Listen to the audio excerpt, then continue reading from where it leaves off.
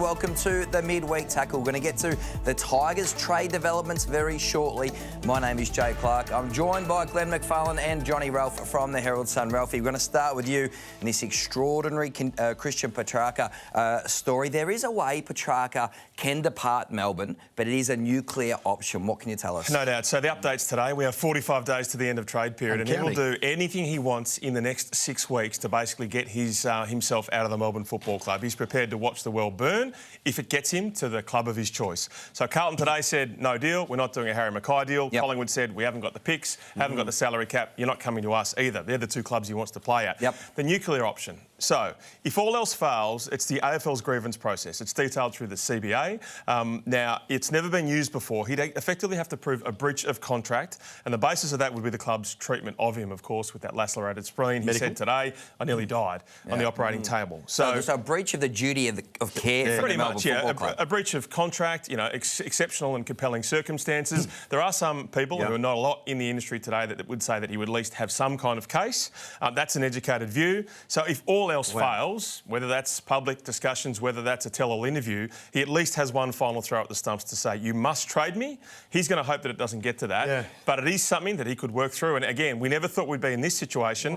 Who can say if we can get to a grievance tribunal and some kind of forced mediation? And watch the world burn. That your line there, it sums it up, doesn't it, in a lot of ways? It's going to be fascinating. We've got 6 weeks to get through.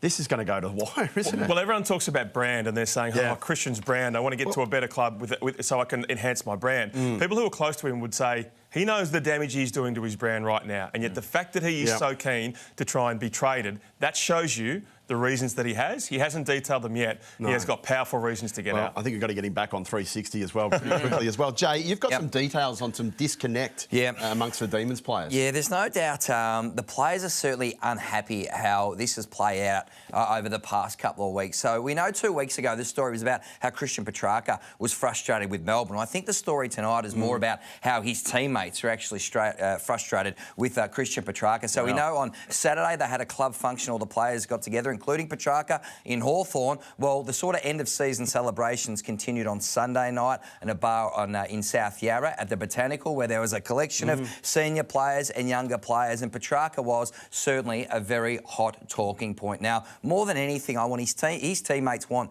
clarity from Christian. Are you in, mate? Or are you out? Because every day this uncertainty continues to drag on. The Melbourne Footy Club and the team culture is being dragged through the mud. So, you know, that is taking a toll on the bond. We know earlier in the week there was a players-only meeting, and that was designed for Christian to talk about the toll and the injuries, etc. There was a lot of goodwill from that. You know, this is what he's experiencing. I think day by day and across the weekend, where this frustration, this discontent, this disconnect has become clear, you know, there really is a growing divide. I think do they want clarity or do they want him out? No, they want clarity. I think it's not... It's fair that they need that clarity, I think Christian Petracca can play for the Melbourne Football Club next year, but there has got to be a repairing of some of the relationships because is it about the team or is it all about me? I think that's an interesting point. Well, I can also tell you that I had a chat to Max Gorn in the rooms after the game on Friday night. He was exhausted. He's had to carry a huge load here. He's had to deal with the Christian Petracca side from afar in a lot of ways over the last month. He's also had to keep this group together and try and keep this group together. So that's been really difficult. He was exhausted. He conceded it had taken a lot out of the group. Taken a toll? Yeah, it absolutely had taken... There's no question it had taken a toll on him. There's no doubt at all about that. How did he look to you? He was exhausted. He was sitting back having a beer. His wife Jess was there and she's played an amazing part in so many different ways for what's going on. His babysitter, his minder, he's the 7-time All-Australian, hopefully by Thursday night. He's everything in this football. Absolutely. It's ridiculous how much he has to lift. And that's the issue, isn't it? So where does the blame lie for this extraordinary Christian Petracca story? Like, when things like this happen in football, the buck's got to stop with someone. So who would be the most nervous people at the Melbourne Football Club, do you think, tonight, with Christian Petracca got his finger over this trade request button? So Melbourne will say, we did our own review of this situation, and many players, including Scott Penderbury, have now come back from rib injuries and they've played on. They would say we have nothing to hide, and we certainly have nothing to apologise for in terms of our conduct. Two things can be true. They're saying he's a bit high maintenance. You know, he's overly emotional. He's actually speaking, as he said today, to a trauma counsellor. So there's all those kind of things. But he also has extraordinarily compelling reasons to ask for a trade. So if he spilled the beans, did a Denton-style interview, he'd say, My teammate Joel Smith has been accused of drug trafficking, texting teammates to say, do you want cocaine? My own teammate in Clayton Oliver just ran his own race for 3 years. Think about the things he would know about Clayton, who kept playing. His own medical situation. So I just think about that Paddy Ryder, when he was keen to get out of Essendon and he had compelling circumstances. He did the tell-all with Scott Cullen. Now, he was a Paul Connors Durazio client. I just wonder if that's the next way forward, if Melbourne just keep relenting and saying, it's not happening. And that is why Melbourne in the foreground got to be saying, we're not trading. But Tim Lamb is a very good list manager in the background. He's surveying the landscape, no doubt about that. You spoke to Max Gorn. What else about Clayton Oliver? Did you discuss him? Yeah, we had a really good chat about Clayton Oliver, and he wants Clayton Oliver to go on a trip to Queensland with him. Poor Jess is going to have to maybe take Clayton Oliver. We know that Clayton's pretty keen to go to a US-style training sort of camp. Is he? Yep. In the off-season as well. But Max is really keen to get him up to Queensland. Bit of a family holiday. He's been a part of the family. Like, Jess has almost been his second mum in a lot of ways. She's been fantastic through this whole situation. And Max is really confident. He said that Clayton has had his issues. We know off the field. He's in a better mental space and personally off the field than he has been for a number of years now. It hasn't translated to his footy yet, but he's convinced that he will get back to being one of the premier midfielders. And so right now, Clayton is less of an issue for Melbourne than Christian Petracca. Well, that's bizarre, isn't it? It's so weird how footy goes. This next 6 weeks, the off-season, we know, is a dangerous period for Clayton Oliver. So get fit, train with Gorn potentially, and get ready to bounce back to his best form. I'm unsurprised by that. What about Ralphie at Richmond? We got some clarity on Daniel Rioli's situation. He officially wants to join his old mate Damien Hardwick. Yeah, so the message here is if you're a Richmond player, well, Richmond should never let them go to the Gold Coast and have a chat. Just a chat with it's only a chat. Damien Hardwick. He's asked to be traded. He's probably going to win the best and fairest. He's 27. Wow. So the Suns will expect the Tigers to ask for the world. Now, that potentially is pick 6 and even more. You'd say even more? Even more, yeah. 2 late first-round picks is probably more comparable. But you look at Bryce Gibbs and Jake Lever, they're the precedents. Very good players who slotted into teams in a very specific way. 2 first-rounders and, of course, a second-rounder back. Look at the head here too. That is a blockbuster haul, Ralphie. So what I would be doing is asking for all those picks, but what I would also be doing as well is saying if I was Richmond, I want pick 20 from Gold Coast. Why?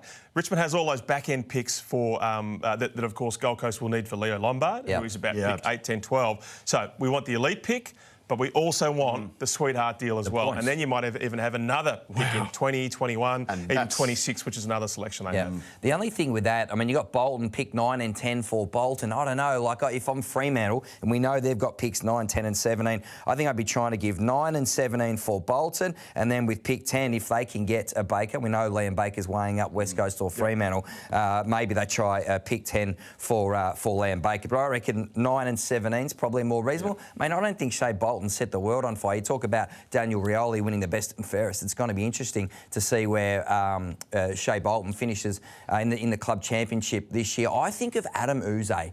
Is he the most nervous man in football over these next few weeks? This will not be the team he signed up to coach when he took on the contract, the coaching contract last year. They're going to be desolated. Rioli's out. We're now, talking about Tom Lynch, Bolton, Graham, maybe West Coast. How they're already the worst team in the competition, boys. How are they honestly going to fare next year? And how much pressure and scrutiny is this going to put on Adam Uze? It's going to be incredible. And Ralphie, what would you do if you were Adam Uze right now? I'd wander into the new CEO, Shane Dunn's office. He's a bit raw. You never quite know. I'd say, I've got a 3-year deal. I want a 4-year deal. Now, if I was Shane, I'd be smart enough to say no, because I know that the rebuilding coach very often isn't saved.